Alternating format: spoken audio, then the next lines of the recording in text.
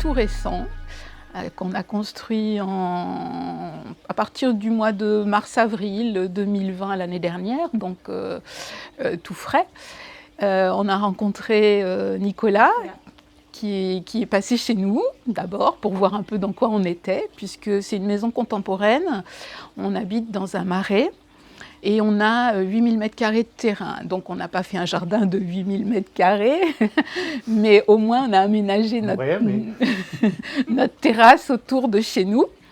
Et on avait des impératifs dans notre projet qui étaient d'introduire un spa dans l'organisation. Et le spa, de fait, il était un seul et unique endroit, puisque c'est là où c'était le plus ensoleillé et le plus protégé du vent.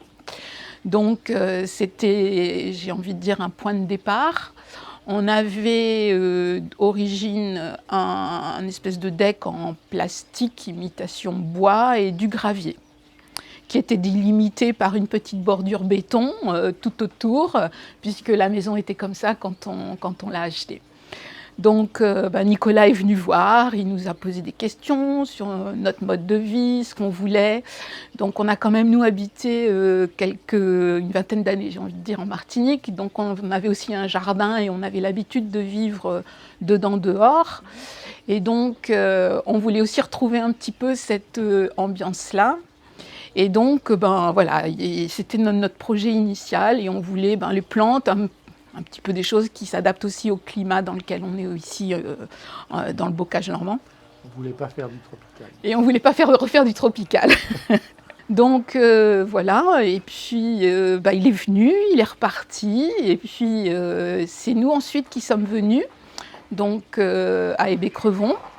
Et là, on a commencé par faire un petit tour dans le jardin, parce qu'on voulait aussi voir un peu ce qui se faisait. Et après, il nous a présenté donc, un projet, avant-projet, j'ai envie de dire, auquel on n'a pas trop touché sur le processus de circulation. Ça correspondait bien à ce qu'on voulait. Et puis après, on a surtout choisi les matériaux pour réaliser ça. Et donc après, voilà, le budget, ça passe pas, qu'est-ce qu'on fait, on y va pas, comment ça se passe aussi après dans le cheminement. Ça aussi, c'était important, on voulait savoir. Et on voulait aussi savoir, nous, comment est-ce qu'on pouvait s'impliquer dans le projet.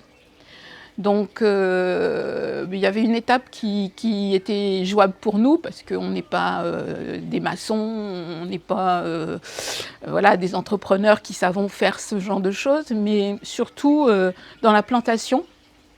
Et puis bien évidemment le choix des plantes, quoi. Alors là, le choix des plantes, par contre, c'était ici. Donc on est venu à Béni-Bocage parce qu'en fait, le paysagiste, il ne se déplace pas. Alors moi, j'avais un peu de mal au début en me disant, mais il ne connaît pas notre environnement, il ne sait pas ce qu'on aime, comment ça va se passer, quoi. Et donc moi, j'avais un peu une appréhension sur ça.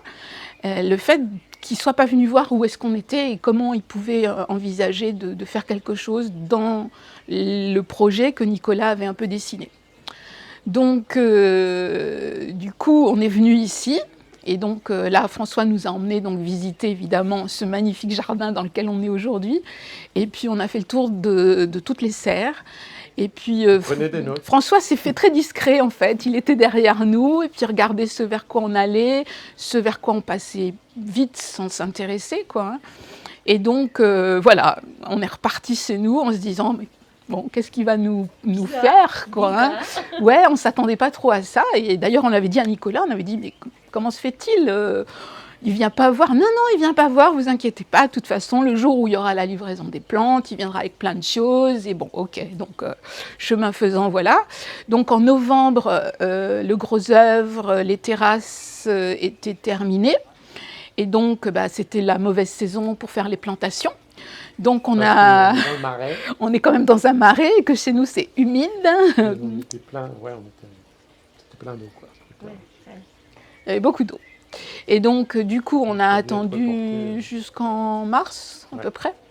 Et donc alors là on était de plus en plus impatients parce que c'était une longue période où on a vu un stand-by sur le chantier, quoi. Et on se disait, ah ouais, mais bon... La terre qui était prête pour planter, il a fallu retravailler, donc là on s'y est mis, et donc on s'est dit ah ouais c'est quand même un sacré boulot. Et puis finalement François est arrivé avec son camion rempli de plantes, et puis là j'ai envie de dire que la magie elle a commencé à opérer. Parce qu'en fait, il avait toutes ces plantes, et puis il posait, il déplaçait, lui il bougeait aussi. Et alors, nous on était tellement curieux qu'on ne le lâchait pas d'une semelle, en se disant oui, pourquoi il met ça là, et pourquoi il l'enlève, et pourquoi il le remet, etc.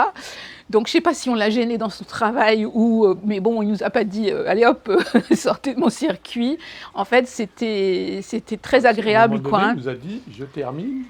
Et puis on parle après. Alors après, voilà, quand même, parce que on était là, ah oui, et c'est quoi? Et enfin, on était tellement curieux de découvrir tout ce qu'il nous proposait, quoi.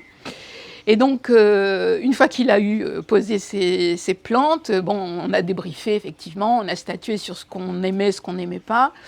Et puis, il nous disait, oui, mais ça va devenir de cette couleur-là, ça va prendre cet espace, ça va grandir comme ça. Donc, quelque part, ça nous rassurait dans ce qu'on imaginait, quoi, parce qu'il faut quand même aussi se transposer dans l'environnement, les volumes, le relief, la couleur, qu'est-ce que ça va donner.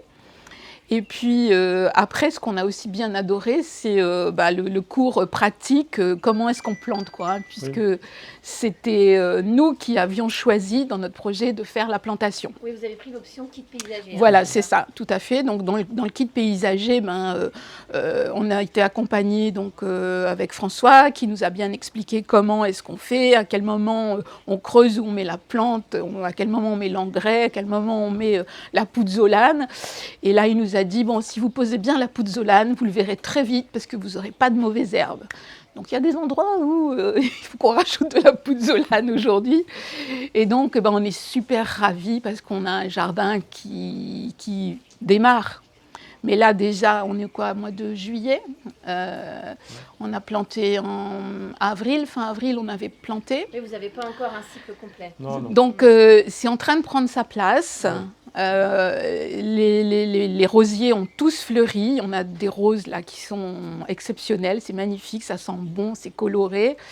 Et puis les aménagements avec les couleurs aussi qu'il a fait. C'est assez harmonieux, quoi, en fait. Donc ça commence à prendre tournure, et donc on a hâte d'être dans 2-3 ans où vraiment le jardin va s'épanouir complètement. Et on pourra justement vérifier si tout ce qu'on nous a bien dit, toutes les notes sont bonnes. C'est ça. C'est ça.